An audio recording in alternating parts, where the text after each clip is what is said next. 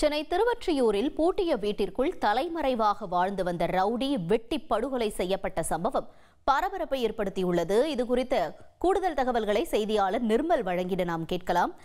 நிர்மல், வணக்கம். இந்த கொலை சம்பவம் தொடர்பான தகவல்கள் என்ன? வணக்கம். Chennai Thiruvottiyur railway station road பகுதியை சேர்ந்தவர் ஆகாஷ்.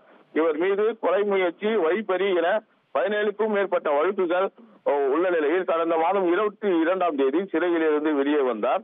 சிறைக்கு செல்லும் போது இவர் வழிக்கு விழுந்ததில் இவருக்கு மாவு கட்டு போட்டப்பட்டிருந்த நிலையில் சிறையில் இருந்து வெளியே வந்ததும் இவரது தாயார் வீட்டிலிருந்து இவர் வெளியே செல்லக்கூடாது என்பதற்காக ஆகாஷை வீட்டில் உள்ளே விட்டு பூட்டு போட்டு செல்வதை வழக்கமாக கொண்டிருந்தார்.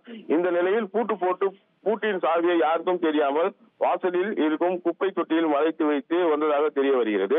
வழக்கம் போல் நேற்று ஆகாஷை தாய் ஜெயா வெளியே சென்று விட்டு வீட்டிற்கு வந்து பார்க்கும்போது தனது மகன் ஆகாஷ் படுகொலை செய்யப்பட்டு ரத்த வெள்ளத்தில் இருப்பதை கண்டு அதிர்ச்சி அடைந்தார். சம்பவ இடத்திற்கு விரைந்து வந்த திருவொற்றியூர் போலீசார் ஆகாஷின் உடலை கைப்பற்றி அரசு ஸ்டான்லி மருத்துவமனைக்கு அனுப்பி வைத்து வழக்கு பதிவு செய்து விசாரணை செய்து வருகின்றனர். முதற்கட்டமாக இந்த கொலை சம்பவத்தில் 5 பேரை கொலை செய்திருக்கலாம் என தெரிய வந்த நிலையில் அவர்களை அழைத்து வந்து விசாரணை செய்து வருகின்றனர். பூட்டிய வீட்டிற்குள் தலைமறைவாக வாழ்ந்து வந்த ரவுடி வெட்டி படுகொலை செய்யப்பட்ட சம்பவம் அந்த பகுதியில் பெரும் பரபரப்பை ஏற்படுத்தியிருக்கிறது. தகவல்களுக்கு நன்றி நிர்மல்.